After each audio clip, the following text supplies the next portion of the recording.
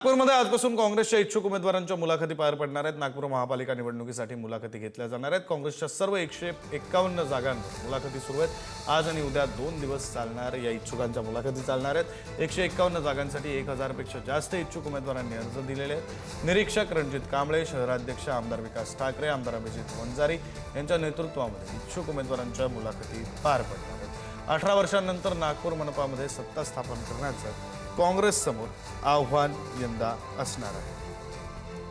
त्याकडे पूर्ण जागांवर 1000 लोकांनी अर्ज केले। आता आम्हाला त्यांचे साक्षात्कार घेणं जरुरी आहे। महाविकास आघाडीच्या घटक पक्षांनाही सोबत घेण्याची आमची भूमिका आहे।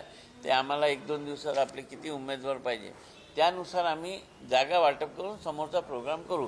परंतु 2 दिवसामध्ये आमच्या काँग्रेस पक्षाच्या सगळ्या उमेदवारांचे आम्ही साक्षात्कार घेणार आहोत। आमच्याकडे पूर्ण जागांवर 1000 लोकांनी अर्ज केले। आता आम्हाला त्यांचे साक्षात्कार घेणं जरुरी आहे। महाविकास आघाडीच्या घटक पक्षांनाही सोबत घेण्याची आमची भूमिका आहे।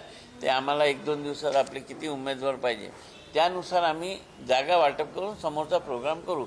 परंतु 2 दिवसामध्ये आमच्या काँग्रेस पक्षाच्या सगळ्या उमेदवारांचे आम्ही साक्षात्कार घेणार आहोत। ठाणे महापालिका निवडणुकीमध्ये शिंदेंची शिवसेना आणि भाजपच्या वरिष्ठ नेत्यांना युती हवी असली तर भाजपच्या कार्यकर्त्यांचा आणि पदाधिकाऱ्यांचा मात्र युती विरोधात सूर कायम ठेवल्याचे पाहायला मिळते। उपमुख्यमंत्री एकनाथ शिंदे यांच्या मतदारसंघामध्ये कोपरीमधील भाजपच्या मंडळ अध्यक्षांनी युती विरोधात पहिली ठिणगी टाकल्यानंतर कळव्यातील भाजप पदाधिकाऱ्यांनी सुद्धा युती झाल्यास 50% जागांची मागणी केली। अन्यथा स्वतंत्र निवडणूक लढवण्याची तयारी असल्याचा दावा भाजप पदाधिकाऱ्यांनी केला।